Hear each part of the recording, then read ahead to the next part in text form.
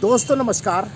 मैं पंडित अनिल मिश्र राष्ट्रीय कल्चर से आज आपके लिए विशेष उपहार लेके आया हूँ। आज हम गणेश उत्सव पर गणेश जी के बारे में बड़ी अलौकिक चर्चा करने वाले हैं। इस चर्चा में मैं आपको बताऊंगा कि गणेश जी का जन्म की जो हम लोग कथा सुनते हैं, उस कथा का एक्चुअल अभिप्राय क्या है। क्या शंकर जी, भोलेनाथ जी जो त्रिकालदर्शी हैं, इतनो इनोसेंट थे कि वो उस छोटे से बालक जो उनको रोक रहा था उसको वो पहचान नहीं पाए, या इसके पीछे कोई अलग मर्म छुपा हुआ था जो उन्होंने इसका सिर काटा। इसी प्रकार गणेश उत्सव 10 दिन का क्यों होता है, यानी गणेश चतुर्थी से लेकर अनंत चतुर्दशी तक 10 दिन का ही गणेश उत्सव क्यों मनाया जाता है। 9 दिन का क्यों नहीं मनाया जाता, या 12 दिन का क्यों नहीं मनाया जाता। इसके कौन से वैज्ञानिक कारण हैं, आज मैं आपके सामने ये सब चर्चा करूंगा। और उसके लिए सबसे पहले मैं जो है आपसे एक शिकायत करना चाहता हूं, सनातन ब्राह्मण समाज से, सनातन समाज से, जो भी सनातन प्रेमी बंधु हैं उनसे मैं एक शिकायत करना चाहता हूं। और मेरा प्रोटेस्ट ये है कि गणेश जी को हमने शोपीस के जैसे इस्तेमाल करना शुरू किया है। हम ड्राइंग रूम में गणेश जी को रखते हैं, हम उनको चौकीदार के रूप में हम बाहर रख देते हैं, यानी हम इतने उनका दुरुपयोग करने लगे हैं कि हम अपने घर की रक्षा हम खुद नहीं कर सकते, जो उनसे हम चौकीदारी कराएं। तो इस प्रकार से, और फिर आप देखिए गणेश जी को कहीं बेल बटन बना के बैठा रहे हैं, कहीं स्कूटर चलाते बता रहे हैं। यानी गणेश जी का एक्चुअल जो विज्ञान था, उस विज्ञान को भूलकर हम या तो अति प्रेम में कह लें या मूर्खतावश हम उनके स्वरूप का दुष्प्रचार करने लगे, जो कि मेरी नज़र में एक बड़ा धार्मिक अपराध है ये। अरे गणेश जी की आप कल्पना तो करिए, गणेश जी वो शख्स हैं जो कि हर युग में, सतयुग से लेकर और कलयुग तक, उनका आप इतिहास देखिए। सबसे लेटेस्ट इतिहास बताऊं आपको तो कलयुग में मुनि वेदव्यास जब महाभारत लिखना शुरू कर रहे थे तो उनको ऐसे शख्स की तलाश थी, विद्वान बहुत थे, उनको पूरा महाभारत श्लोक से याद था, लेकिन वो ऐसे शख्स की तलाश थी कि जो उनके बोलने की स्पीड से लिख पाए।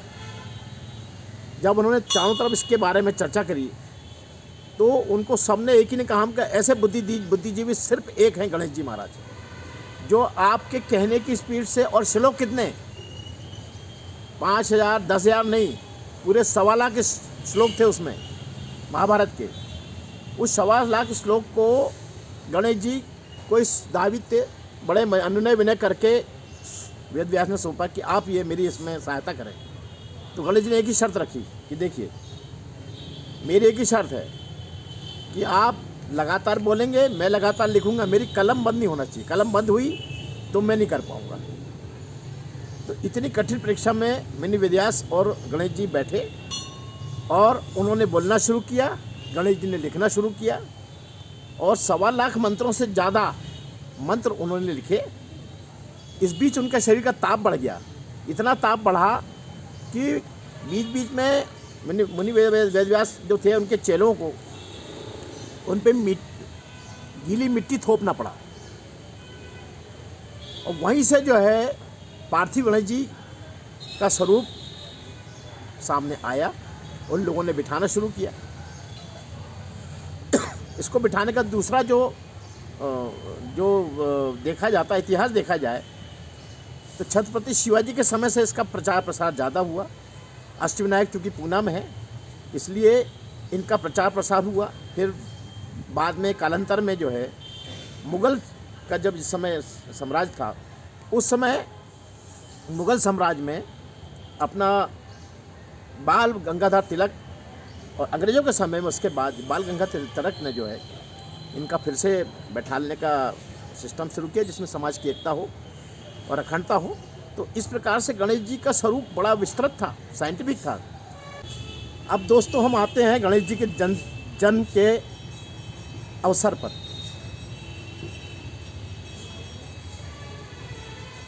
पार्वती जी ने हल्दी और चंदन का उपटन लगाया, और उपटन लगाकर उससे एक पुतला तैयार किया, और उसमें अपनी जो अंतर शक्ति थे उससे उसमें प्राण संचार किए। ये हमने कथा सुनी है। लेकिन यहाँ पर मैं आपको एक बात बता दूं कि शंकर जी की पत्नी कभी गर्भ धारण नहीं कर सकती थी, ऐसा उनको श्राप था। इसलिए उनको ये मेल का पुतला बनाया। इसीलिए जो उनके दूसरे पुत्र कार्तिकेय हुए, उनका भी अंड शेषण से जो है उनका पूरा बाल, जब शिशु थे पहले दिन से, तब से उनका जो पालन पोषण जो है ये अन्य दूसरी जगह किया गया। पहले अंडे से उनका जो है संश्लेषण जो है ये अलग किया गया, और ये नक्षत्र जो देवियां थी उन्होंने किया। इसलिए कार्तिक की जो माता जो है नक्षत्र कहलाती हैं। तो इस प्रकार से वो एक छोटी सी कहानी मैं आपको सुना देता हूँ कि जिस समय तारकासुर के वध के लिए देवताओं को पता लगा कि महादेव जी जो हैं के पुत्र से ही उसकी मृत्यु होगी, और महादेव जी बैठे थे अखंड तप में, अब उनको छेड़ेगा कौन, किसी की हिम्मत नहीं हुई। कामदेव जी आगे आए, ठीक है मैं कोशिश करता हूँ, हो सकता है कि इसमें मेरा नुकसान भी हो जाए, लेकिन समाज के भले के लिए मैं नुकसान सहने को तैयार हूँ। उन्होंने अपने साथ में दुनिया भर के जो नृत्यांगनाएँ थीं, वाद्य यंत्र थे, वो लाए गए। बड़े बड़े पुरुष लोग आए जो युग पुरुष थे, उस समय के कामदेव के जैसे पुरुष थे। उन्होंने वहाँ पर अच्छा कामुक नृत्य किया, खूब कामुक संगीत बजाया गया, लेकिन महादेव जी टस से मस नहीं हुए। ऐसी स्थिति में कामदेव को एकदम क्रोध आ गया। कामदेव ने एक अपने धनुष से एक तीर जो है उनके छाती में मारा, जो कि कामरूप तीर था, जिससे कि निश्चय ही मतलब डिस्टर्ब होना तय था। और हुआ ये कि अचानक महादेव जी डिस्टर्ब हुए, और जैसे वो डिस्टर्ब हुए तो चूँकि चेतना से बाहर आए थे, तो एकदम उनका तीसरा नेत्र खुला, और जितना कम्युनिटी थी वहाँ पर, कामदेव, उनके साथ में आई हुई जो स्त्रियाँ पुरुष, सब एक साथ उनका जो है अग्नि प्रहार हुआ, और वो सब भस्म हो गए। वो कामदेव की पत्नी रति जो है रोती चिंगाड़ती आई महादेव जी से उन्होंने प्रार्थना की कि आपने क्या किया, मैं गर्भवती हूँ, और ऐसी स्थिति में इस समय आपने कामदेव जी को मेरे से दूर कर दिया। और इतनी विक्षिप्त हुई वो कि उन्होंने उसी समय श्राप दिया उनको कि आपकी पत्नी कभी गर्भवती नहीं बन पाएगी। शंकर जी भी थोड़ा सा गिल्ट तो थे कि यार ये गलती हो गई मेरे से, लेकिन अब वो जो अवचेतन मन से तो जो हुआ तो हुआ। उन्होंने कहा बेटा देख, अब जो होना था वो तो हो गया, कामदेव तुझे वापस मिल जाएंगे, ये तेरे को आशीर्वाद है। और जितने लोग जले हैं ये 2 जातियों में जन्म लेंगे। वो जो भस्म हुए थे उसमें से जो नृत्य करने वाले लोग थे वो गंधर्व बने, गंधर्व जाति हुई उसकी, और जो उसमें थोड़े से धार्मिक और तपस्वी थे वो यक्ष जाति में वहाँ से प्रारंभ हुआ। तो ये एक कहानी थी जिसके कारण पार्वती जी ने, जब महादेव जी बाहर गए थे, तो उन्होंने अपने साथ रहने के लिए एक मनोरंजन के हिसाब से अपना मन बहलाने के लिए एक बच्चे का निर्माण किया उन्होंने। लेकिन वो बच्चा था विनायक, विनायक कहलाता था वो। उस समय गणपति नहीं थे, वो विनायक थे। यानी उस समय उनका सिर्फ बहुत इनोसेंट थे, क्योंकि उनको शक्ति पार्वती से मिली थी इसलिए शक्तिशाली थे, लेकिन बहुत सब गुण संपन्न नहीं थे वो। जो उनको आदेश दिए गया उसका पालन करने के लिए तत्पर थे वो। जब शंकर जी आए तो जो साधारण कथा आती है कि भाई उन्होंने बच्चे से कहा मुझे जाने दो, उसने रोक दिया और उन्होंने त्रिशूल से इसका सिर छेद दिया। लेकिन ये इतनी सीधी घटना नहीं है, ये पूर्णतः वैज्ञानिक घटना है। क्या शंकर जी जो त्रिकालदर्शी थे इतनी छोटी सी घटना को नहीं समझ पाएंगे कि बच्चा कहाँ से आ गया, या बच्चा इनोसेंट है? वो समझ गए थे, और उनको ये समझ में आ गया था कि इस बच्चे का भविष्य जो है बहुत उज्जवल है और इसको सर्वगुण संपन्न करना जरूरी है। इसलिए वो लीला की गई और उसको जो है त्रिशूल से उसका सिर छेद दिया गया, क्योंकि जिस सिर के साथ वो पैदा हुआ था उस सिर में वो सारे सर्वगुण संपन्नता के गुण आ ही नहीं सकते थे। इसलिए शंकर जी ने उसका सिर छेद दिया। तहलका मचा, पार्वती जी ने दुनिया भर का अपना आदिशक्ति का रूप बता दिया, ये बच्चे को ठीक करो वरना पूरे संसार को जला दूंगी। उससे 33 कोटि के देवता अलर्ट हो गए कि भाई ये तो बड़ी घटना हो गई है। सब सरेंडर मुद्रा में थे। उस समय शंकर जी ने भेजा आदमी, दूध भेजे, और वो ऐसे हाथी का सिर लेके आए जिसके पीछे भी एक कथा थी। कथा ये थी कि एक बार ऋषि दुर्वासा जब विष्णु लोक से लौट रहे थे तो उनको विष्णु जी ने एक परिजात का फूल दिया और कहा कि तुम अपने किसी भी शिष्य को दे देना, तो वो शिष्य जो है सर्वगुण संपन्न हो जाएगा। वो परिजात का फूल लेके वो निकले, शिवलोक आ रहे थे। रास्ते में उनको इंद्र और उसके साथी लोग मिले। उन्होंने कहा अपन साधु लोग हैं, अपन किसको, आपने किस काम का, ये इंद्र के काम आएगा, चलो इंद्र। उन्होंने कहा लो ये कुछ मेरी तरफ से भेंट लो। इंद्र उस समय कुछ दूसरे विषय में थे, उन्होंने ले तो लिए, दुर्वासा से कोई पंगा ले नहीं सकता, सबको मालूम है। लेकिन उन्होंने वो फूल उठा के ऐरावत हाथी के सिर पे रख दिया। ऐरावत हाथी जो है एकदम जो है उसके अंदर जो है दुनिया भर की सर्वगुण संपन्नता आई, विद्वता आई, और उसने देखा कि इन्हें दुर्वासे के फूल का ऐसा अपमान किया। वो उससे नाराज होकर उनसे वन में चले गए। वन में जाकर जब वो कालांतर में जो है जब शीश काट के लाया गया तो वही ऐरावत हाथी का शीश था वो, जिसमें उस परिजात फूल के कारण सर्वगुण संपन्नता थी उसमें। इसलिए वो सिर को काट के गणेश जी का सिर प्रत्यारोपण शंकर जी ने किया।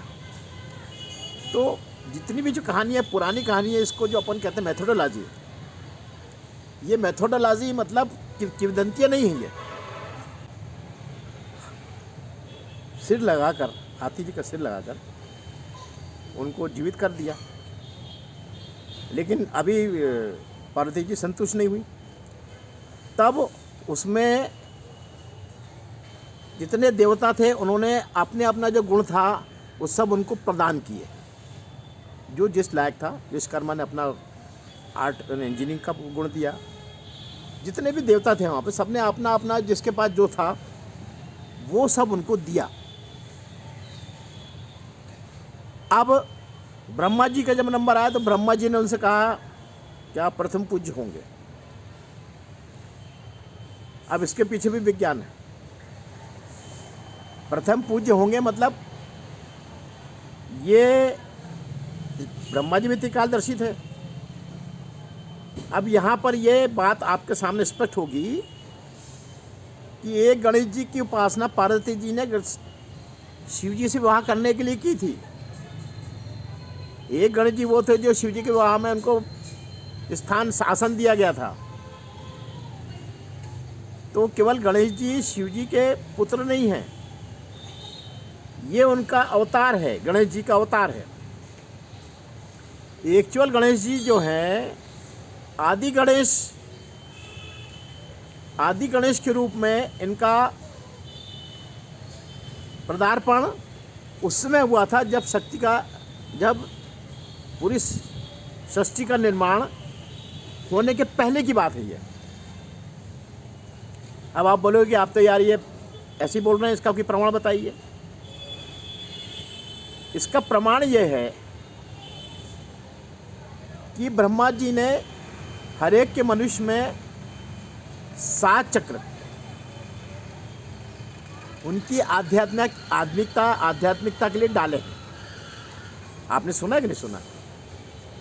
कभी इस बारे में अपन लंबी चर्चा करेंगे, अभी शॉर्ट में सुन लीजिए कि ये 7 चक्र जो है, मूलाधार चक्र, स्वाधिष्ठान चक्र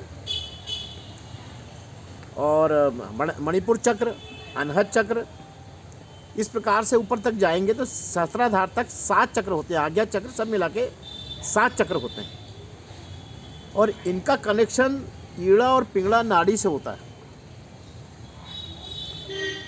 ईड़ा और पिंगला नाड़ी जो है मूलाधार चक्र से इनका आपस में कनेक्शन होता है।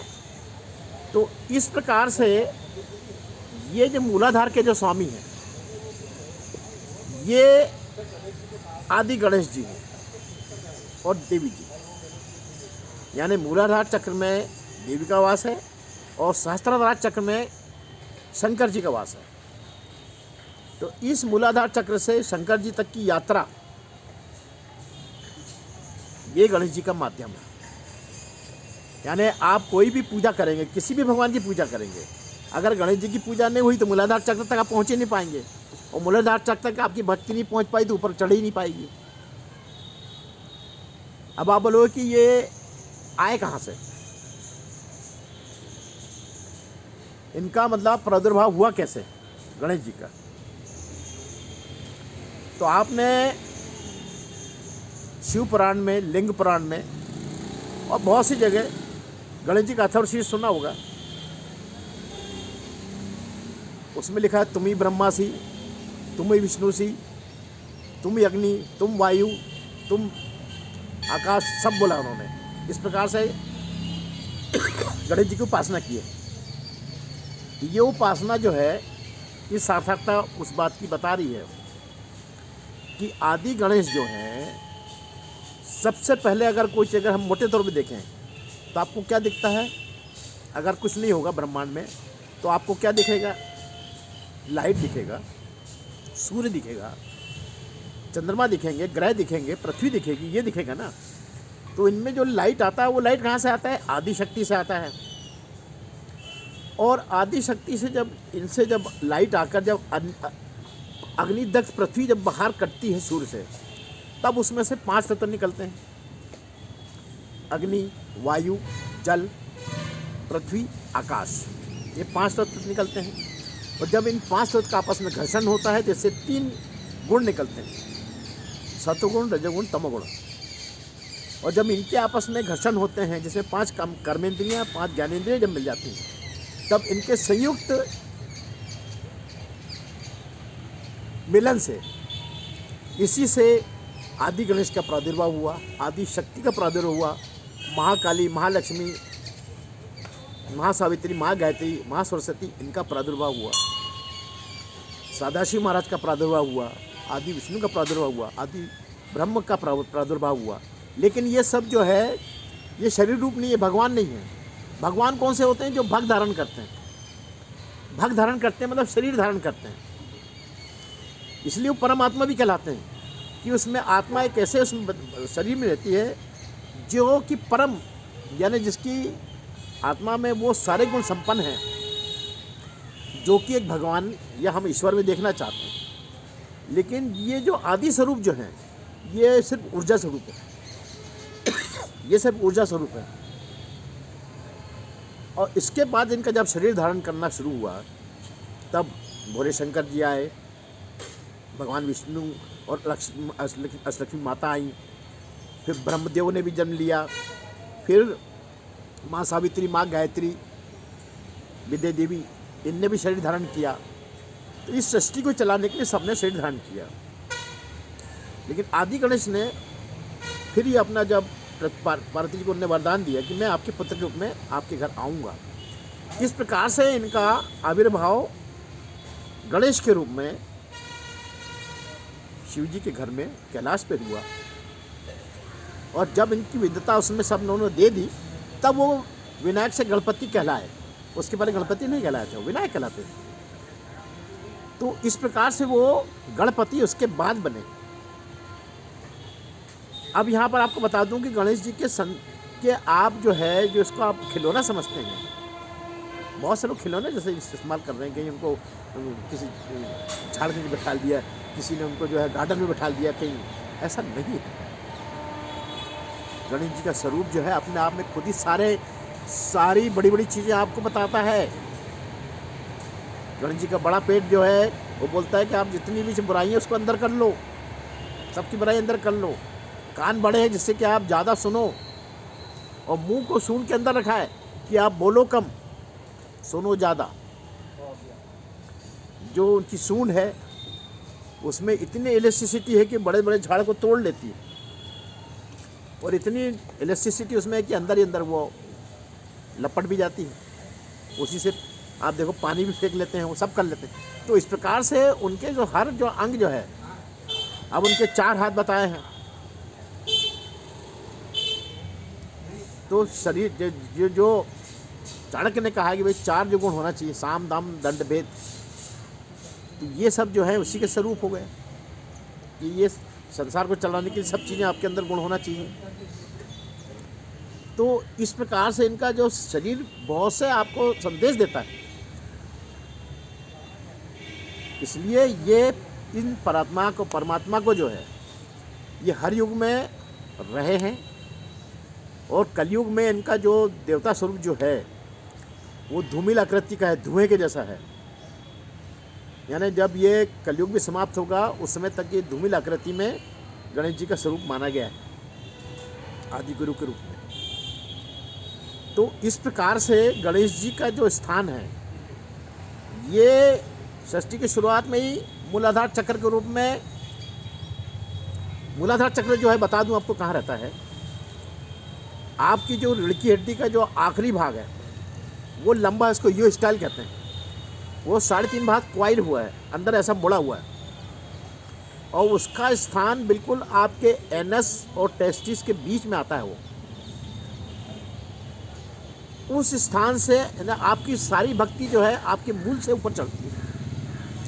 आप कुछ भी तपस्या कर लें, किसी भी कर लें, कृष्ण की कर लें, राम की कर लें, देवी की कर लें, जिसकी चाहे उसकी कर लें, लेकिन कि इसकी शुरुआत जो है वो मूलाधार चक्र से ही होगी। अगर आपकी भक्ति फलित है तो वहीं से ऊपर चढ़ेगी, यानी गणेश जी के स्टेशन क्रॉस करना पड़ेगा। इसलिए हर भक्ति में पहले गणेश जी की उपासना करना अनिवार्य है। उस स्टेशन को क्रॉस करने के बाद दूसरा स्टेशन ब्रह्मा जी का आता है कि ब्रह्म को समझो। आप अगर आपने भक्ति चालू करी है तो ब्रह्म को समझो। ब्रह्म क्या है? ब्रह्म कोई साधारण चीज़ नहीं है। फिर उसके ऊपर जाते हैं तो मूलाधार चक्र में विष्णु जी का वास है, लक्ष्मी जी का वास है, जिन्होंने संसार का भरण पोषण करने का अपना जो है दायित्व निभाया है। उसके ऊपर जब चढ़ते हैं तब आप समझ लो कि शिव जी की तरफ आप बढ़ना शुरू हुए हैं। फिर ओम अम ओम इस प्रकार से ऊपर चलते हैं आप, और जाकर आज्ञा चक्र तक जाकर आप जो है शिव जी के पास बहुत करीब आ जाते हैं। और ये यहाँ तक पहुँचने के लिए सैकड़ों साल लग जाते हैं, सैकड़ों साल, एक आध जन्म नहीं होता ये। तो इसलिए ये जो देवी देवता हैं इनके स्वरूप को समझिए, साइंटिफिक हैं बिल्कुल। हमारा जो विज्ञान है, धर्म का विज्ञान, ये विश्व में सबसे ज़्यादा साइंटिफिक है, ये ख्याल रखिएगा। हमारी किसी भी मेथोडोलॉजी को मजाक में मत लेना, ये किंवदंतियाँ नहीं है, इसके पीछे कोई ना कोई साइंस छुपा हुआ है। चलिए एक साइंस और बताता हूँ आपको। 10 ही दिन की पूजा क्यों होती गणेश जी की? 9 दिन की क्यों नहीं होती? भाई चतुर्थी से उनकी पूजा चालू हुई और चतुर्थी के दिन उनका विसर्जन कर देते हैं, क्यों? अब मैं आपको बता देता हूँ। फिर एक स्टोरी आई है कि गणेश जी ने चंद्रमा को श्राप दिया था, और इतने गुस्से में थे कि उन्होंने कहा तुमको जो कोई देखेगा उसका समझ लो कि बंटा ढार हो जाएगा। अब संसार कब गया कि भाई ये बिगड़ चंद्रमा को देखेंगे संसार चल सकता है? तो सबने कहा भाई गणेश जी की प्रार्थना की भाई आप इसका कोई समाधान निकालो, ये तो असंभव बात है और हम इसमें तो कोई भी कुछ नहीं कर पाएगा। तब गणेश जी ने कहा अच्छा ठीक है, केवल अनंत चतुर्दशी के दिन कोई गणेश जी का दर्शन नहीं करे, दर्शन करेगा तो कलंक लगेगा। अब ये कथा आपने सुनी है, लेकिन इसी के पीछे 10 दिन की तपस्या का रहस्य छुपा हुआ है। रहस्य यह है कि चंद्रमा मन का कारक है, यानी चंद्रमा का एक स्वरूप मन है। तो इस 10 दिन में आप अपने मन को स्थिर करिए, मन की चंचलता पे आपका कंट्रोल होना चाहिए। अगर ये 10 दिन आपने मन को स्थिर किया, और 10 दिन इसलिए कि 10 दिशाएं होती हैं, तो 10 दिशाओं की अगर आपने 10 दिक्पाल कहते हैं, इनको अगर साध लिया और मन को साध लिया, तो चतुर्दशी के दिन आपको अनंत भगवान अपने आप मिलने हैं। इसलिए ये जो गणेश उत्सव 10 दिन का है, ये पूर्णतः तपस्या का त्यौहार है ये। और हमने इसको क्या किया है, हमने उसको नाचना गाना और दुनिया भर के तमाशे इसमें शुरू कर दिए। तो इस प्रकार से मेरी आपसे प्रार्थना है कि गणेश जी की उपासना आप बहुत तरीके से करिए, और इतने सरल गणेश जी का उपासना है, धूप से, छोटी सी धूप से वो खुश होने वाले भगवान हैं। लोग डरते हैं कि अरे वो बहुत उनकी उससे दूर रहना चाहिए, बहुत तेजस्वी हैं, उनका जरा से गुस्सा हो जाता है। गणेश जी कभी गुस्सा नहीं होता, उनमें विद्वता इतनी है, वो जानते हैं आपकी हर भक्ति को पकड़ लेते हैं वो। इसके इसलिए देख लीजिए, आपकी इतने जो आप दुनिया भर के उनके साथ दुर्व्यवहार कर रहे हैं, तब भी आपको क्षमा कर रहे हैं। गणेश जी में जो है, आप उनको कोई स्कूटर बैठा देता है, कोई उनको थाने में थानेदार बना खड़ा कर देता है, तब भी वो सबको बच्चे समझ के सब उनको क्षमा करते हैं। लेकिन आपको उनके अंदर का साइंस समझना पड़ेगा। और 10 दिन की उपासना करके आप 10 दिन में तो आप जो है वही विन नायक से आप गणपति की यात्रा कर लेंगे, यानी इनोसेंट जो थे आप, उससे आप निर्मल भक्त बन सकते हैं, अनंत भगवान जैसे आपका स्वरूप हो सकता है। इसलिए गणेश जी की उपासना बहुत ईमानदारी से करिए, और ये संदेश सबको दीजिए, और ख़ासकर नए बच्चों को तो ज़रूर दीजिए, क्योंकि नए बच्चों के साथ हम पहले एक अपराध में कई बार बच्चों को कर चुके हैं। हमने अपने उनके करियर बनाने के लिए उनको इंग्लिश स्कूल में डाला है। अब उनकी स्थिति यही है कि वो हिंदी के ज्ञान गिनती नहीं गिन पाते हैं, तो बाकी शास्त्र और क्या पढ़ेंगे। संस्कृत तो हम ही लोग नहीं पढ़ पा रहे हैं कि इस उम्र में है। तो इस प्रकार से हमारे से जो अपराध हुआ है, उसका जो समाधान यही है कि जो मेरे जैसे लोग जो धर्म के एपिसोड बना रहे हैं, अभी कल को वही मिलते कि नहीं मिलते, तो कम से कम जो आजकल इलेक्ट्रॉनिक मीडिया में कम से कम दिन भर मोबाइल ही चलाते हैं बच्चे, तो उनको ये सब यूट्यूब पे ये सब चीज़ें दिखलाइए। मेरे एपिसोड को जो है आपके सारे जो ग्रुप हो व्हाट्सअप का, उसमें डालिए, लिंक डालिए उसका, अपने फेसबुक पे लिंक डालिए, और इसका ज़्यादा से ज़्यादा प्रसार करके यही पुण्य कमा लीजिए आप। और अब अपने बच्चों को प्रेरणा दीजिए कि आप कम से कम ये तो समझो यार। एक बार उनका इंटरेस्ट अगर क्रिएट हो गया, तो फिर तो यूट्यूब के तो मास्टर हैं। मेरे ऐसे बड़े बड़े विद्वान इसमें बैठे हैं जो इसमें बड़े बड़े एनालिसिस करने वाले हैं। एक बार उन्होंने शुरू कर दिया तो फिर तो समझ लीजिए कि एक जन कल्याण हो जाएगा। इसलिए मेरी प्रार्थना है कि मेरे इस चैनल को सब्सक्राइब करिए, शेयर करिए, लाइक करिए और लिंक भेजिए।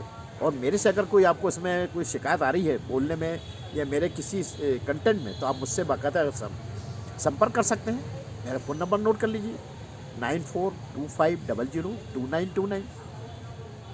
उसमें आप मैसेज भी डाल सकते हैं, मैं उसका भी जवाब दूंगा अगर आपको समय नहीं है तो इस प्रकार से आज का एपिसोड हमने गणेश उत्सव के अवसर पे गणेश जी को समर्पित किया है। पीछे आप देख रहे हैं ये गणेश मंदिर है, ये गणेश मंदिर दिखा रहा है, मैं आपको पास से दिखलाता हूँ गणेश मंदिर, आप भी दर्शन करिए।